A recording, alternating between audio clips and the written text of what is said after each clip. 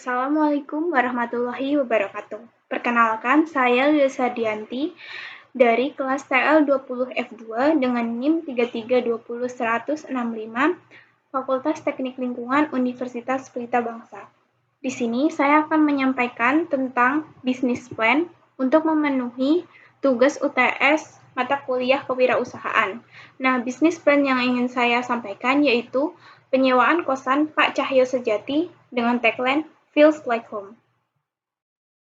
Nah, di sini kita akan membahas tentang 4 tema, yaitu background dan profil, lalu yang kedua market analysis, yang ketiga marketing plan, dan yang keempat financial plan. Yang pertama adalah background dan profil. Kenapa penyewaan jasa kos-kosan yang kami pilih? Karena kami hadir memberikan penyewaan kos-kosan di daerah dekat kampus maupun pada perkantoran untuk menjawab kebutuhan tempat tinggal sementara dengan fasilitas yang lengkap. Nah, latar belakang yang membuat saya ingin membuat jasa kos-kosan yaitu tempat tinggal merupakan salah satu dari 3 kebutuhan pokok setiap orang. Lalu, kebutuhan pokok tempat tinggal meningkat akhir-akhir ini dan bisa dijadikan sebuah peluang bisnis yang menjanjikan. Yang ketiga, salah satu bisnis penyewaan tempat tinggal yang semakin berkembang dan diminati oleh para investor adalah penyewaan kos-kosan, terutama di daerah sekitar kampus, sekolah, dan kantoran.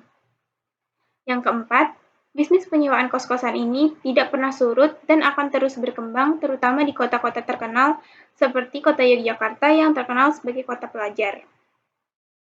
Yang kelima, seiring dengan pertumbuhan jumlah penduduk dan faktor urbanisasi, jumlah mahasiswa akan selalu meningkat setiap tahunnya. Hal tersebut berdampak terhadap kebutuhan tempat tinggal yang layak walaupun bersifat sementara.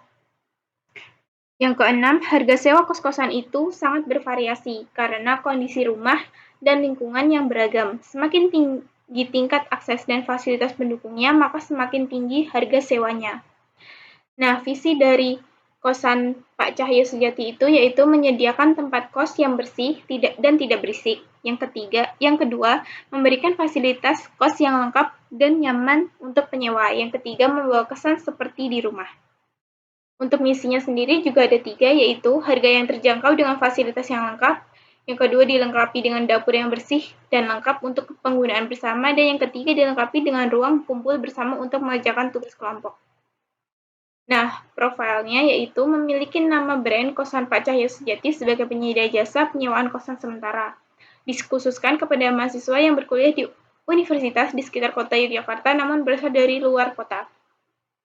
Kosan Pak Cahyo Sejati memiliki makna mendirikan kosan dengan baik, bersih, lengkap, dan nyaman dihuni seperti di rumah sendiri.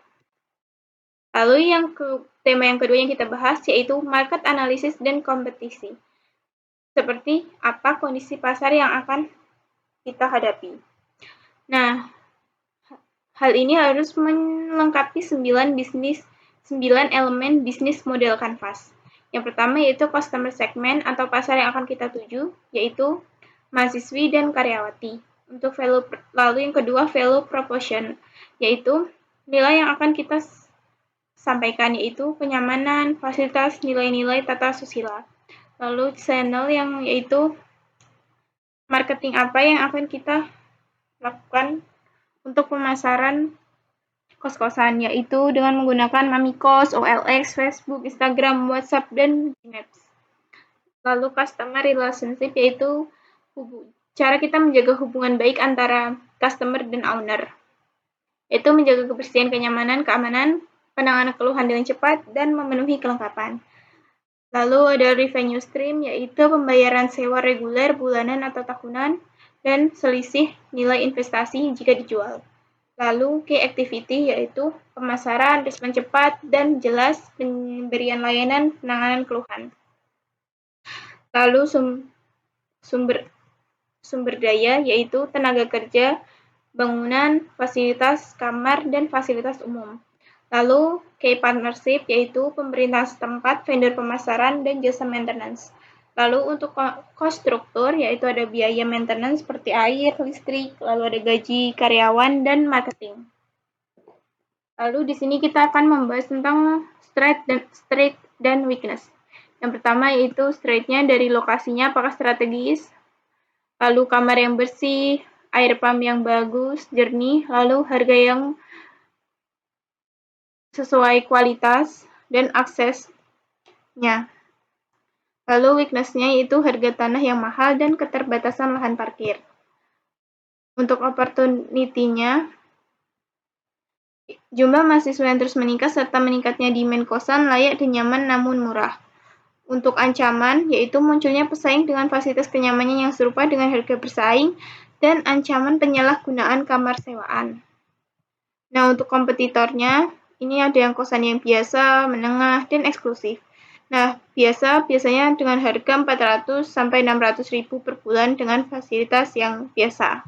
Lalu untuk kos-kosan menengah, sekitar harga range-nya yaitu 700 hingga 1 juta per bulan. Nah, untuk eksklusif di atas 1 juta rupiah per bulan. Nah, kosan Pak Cahyo Sejati ini termasuk kosan yang eksklusif karena fasilitasnya mumpuni. Nah, ini beberapa nama kos-kosan yang ada di sekitar kos-kosan Pak Cahyo Sejati. Untuk harga menengah dimulai dari harga 700 hingga 900 ribu. Nah, untuk yang eksklusif sekitar 1,1 juta hingga 1,3 juta. Nah, apa sih yang kita miliki dan tidak dimiliki oleh kompetitor kita yang lain, yaitu kita memiliki rooftop sebagai fasilitas umum dan total kamar sekitar 14 buah. Nah, sedangkan kosan lain itu tidak memiliki fasilitas rooftop dan penghuninya terlalu ramai. Lalu yang bab ketiga yang kita bahas adalah sales dan marketing plan. Nah, kini harus memenuhi 4 aspek, yaitu 4P, product, price, place, dan promotion. Yang produknya kita mempunyai kamar dengan ukuran 4x5 dengan fasilitas yang lengkap. Nah, untuk harga sewanya itu bisa tahunan 13,968 juta atau bulanan 1,2 juta rupiah. Nah, untuk place-nya kita berada di tempat strategis, yaitu berada di Kelurahan Pakuncen, Kecamatan Wirobrajan, Kabupaten Kota Yogyakarta. Nah, untuk promosinya kita menggunakan iklan, promosi penjualan, pemasaran online dan media sosial, pemasaran mobile, dan penjualan personal.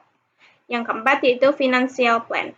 Berapa sih keuntungan dan lama waktu modal akan kembali? Nah, jadi modal awal pembangunan ini kita membeli bangunan beserta tanah seluas kurang lebih 160 meter persegi dengan harga 1,7 M yaitu building asset. Lalu untuk renovasi kita perkiraan biaya renovasi yang kita butuhkan untuk mempercantik bangunan yaitu 25 juta. Dan untuk equipment aset yang berupa AC, spring bed, almari, meja, intercooling, spray, kulkas, CCTV, TV, kitchen set, dan alat kebersihan sekitar 87 juta rupiah. Nah, ini pengeluaran per bulan. Mulai dari listrik, air pump, maintenance, gaji karyawan yang membersihkan, lalu untuk sampah. Nah, kita asumsikan 14 kamar itu penuh.